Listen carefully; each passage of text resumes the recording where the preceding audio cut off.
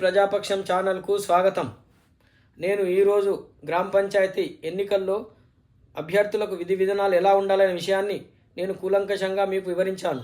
ముఖ్యంగా గ్రామాల్లో గ్రామ పంచాయతీ సర్పంచ్ సభ్యులకు, వార్డు సభ్యులకు జరిగే ఎన్నికల్లో వాళ్ళు ఏ విధంగా ఈ యొక్క ఎన్నికల్లో పాల్గొనాలనే విషయాన్ని కూడా నేను వివరించాను. అంతేకాకుండా ప్రజలు కూడా ఆలోచించి ఓటు వేయాలనే విషయాన్ని కూడా నేను క్లుప్తంగా వివరించాను.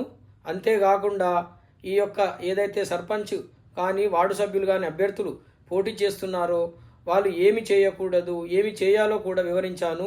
ఇవన్నీ కూడా ప్రజలకు అవగాహన కలగాలనే ఉద్దేశంతో నా ఛానల్ ద్వారా నేను ఈ యొక్క సమాచారాన్ని మీకు ఇస్తున్నాను. అంతేకాకుండా ప్రజలు కూడా నిర్భీతిగా వెళ్ళి తమ ఓటు హక్కును వినియోగించుకోవాలని కూడా నేను కోరుతున్నాను. ఎందుకంటే దేనికి కూడా లొంగకుండా ప్రజలు నిర్భయంగా తమ ఓటు హక్కును వినియోగించుకొని సచ్చీలులకు ఆ సర్పంచ్ పదవిని ఇవ్వాలనే ఉద్దేశాన్ని కూడా నేను నా వీడియో ద్వారా, ఈ ఛానల్ ద్వారా నేను వివరించాను. ఈ యొక్క నా వీడియోను మీరు అందరికీ షేర్ చేస్తే అన్ని విషయాలు అందరికీ తెలుస్తాయి. అంతేకాకుండా సబ్స్క్రైబ్ చేసుకోవాలని కోరుతున్నాను. సబ్స్క్రైబ్ చేసుకున్న వాళ్ళు బెల్ బటన్ నొక్కాలని మరొక్కసారి విజ్ఞప్తి చేస్తున్నాను. గ్రామ పంచాయతీ సర్పంచ్ ఎన్నికల కోలాహలం అన్ని గ్రామాల్లో మొదలైంది. పటాన్చెరు నియోజకవర్గ పరిధి పరిశీలిస్తే ఇక్కడ 11 గ్రామాలు మొదటి విడతలో ఉండడం వల్ల ఇక్కడ కూడా నామినేషన్ల ప్రక్రియ ప్రారంభమైంది. మొదటి విడతలో నామినేషన్ వేయడానికి శనివారం సాయంత్రం 5 గంటలు ముగుస్తుంది.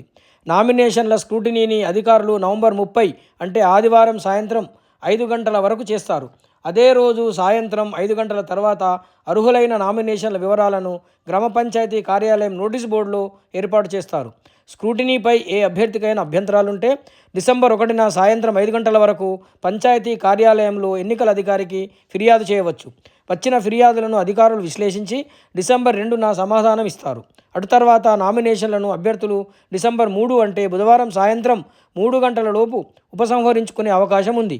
అదే రోజు సాయంత్రం 3 గంటల తర్వాత అర్హులైన సర్పంచ్, వార్డు సభ్యులు, పోటీలో ఉన్నవారి వివరాలు వెల్లడిస్తారు. డిసెంబర్ 11న ఉదయం 7 గంటల నుంచి మధ్యాహ్నం 1 గంట వరకు పోలింగ్ నిర్వహిస్తారు. అదే రోజు మధ్యాహ్నం 2 గంటల తర్వాత ఓట్ల లెక్కింపు చేపట్టి గెలిచిన వార్డు సభ్యులు, సర్పంచులను ఎన్నికల అధికారి ధృవీకరిస్తారు. అటు తర్వాత గెలిచిన వారు సభ్యులతో సమావేశం ఏర్పాటు చేసి ఉప సర్పంచ్ను ఎన్నికల అధికారి సమక్షంలో ఎన్నుకుంటారు. అయితే పోటీ చేసే అభ్యర్థులందరూ గ్రామ పంచాయతీకి చెందిన ఇంటి పన్ను, నల్లా పన్నుతో సహా ఎలాంటి బకాయిలు ఉండకూడదు. అలా నో డ్యూ సర్టిఫికేట్ తీసుకోవాలి. జనరల్ కేటగిరీలో సర్పంచ్ అభ్యర్థి 2,000 రూపాయలు, వార్డు సభ్యుడి అభ్యర్థి 500 రూపాయలు డిపాజిట్ చెల్లించాల్సి ఉంటుంది. రిజర్వ్ కేటగిరీ సర్పంచ్ అభ్యర్థి 1000 రూపాయలు, వార్డు సభ్యుడు అభ్యర్థి 250 రూపాయలు డిపాజిట్ చెల్లించాల్సి ఉంటుంది. రిజర్వ్డ్ అభ్యర్థులు తప్పనిసరిగా కుల ధృవీకరణ పత్రం నామినేషన్తో పాటు జత చేయాలి. అయితే సర్పంచ్ ఎన్నికలకు చాలా ప్రాముఖ్యం ఉంది. ఎందుకంటే ఎమ్మెల్సీ, ఎమ్మెల్యే, ఎంపీలకు కూడా లేని చెక్ పవర్ సౌకర్యం సర్పంచ్లకు మాత్రమే ఉంటుంది. అందుకే ఈ ఎన్నికలను పార్టీ రహితంగా నిర్వహిస్తారు. అందుకే ప్రజలు ఆలోచించి ఓటు వేసే ముందు ఒక్కసారి అభ్యర్థుల గుణగుణాలను పరిశీలిస్తే గ్రామాలు సస్యశ్యామలం అవుతాయి. ప్రజలు ప్రలోభాలకు గురి అయి ఓటు వేస్తే మాత్రం వాళ్ళు నష్టపోయే అవకాశం ఉంది. గ్రామ స్వరాజ్యం, దేశాభివృద్ధికి పట్టుగొమ్మ అన్న గాంధీజీ కలలు నెరవేరాలంటే ప్రజలు చైతన్యం కావాల్సిందే. మందుకు, విందుకు, డబ్బుకు లొంగిపోయి ఓటు వేస్తే గ్రామాభివృద్ధి మొదటికే మోసం వచ్చే అవకాశం ఉంటుంది. గ్రామ స్వరాజ్యం 4 కాలాల పాటు విలసిల్లాలంటే అవినీతి, అశ్రిత పక్షపాతం లేని గ్రామాభివృద్ధిని కాంక్షించే వారిని ఎన్నుకోవాలి. ఓటు అనేది ప్రజలకు రాజ్యాంగం కల్పించిన వజ్రాయుధం. దాన్ని ప్రజలు ఆలోచించి ప్రలోభాలకు లొంగక నిఖార్సైన, నిజాయితీ, నిబద్ధతలు ఉన్నవారిని ఎన్నుకోవాలి.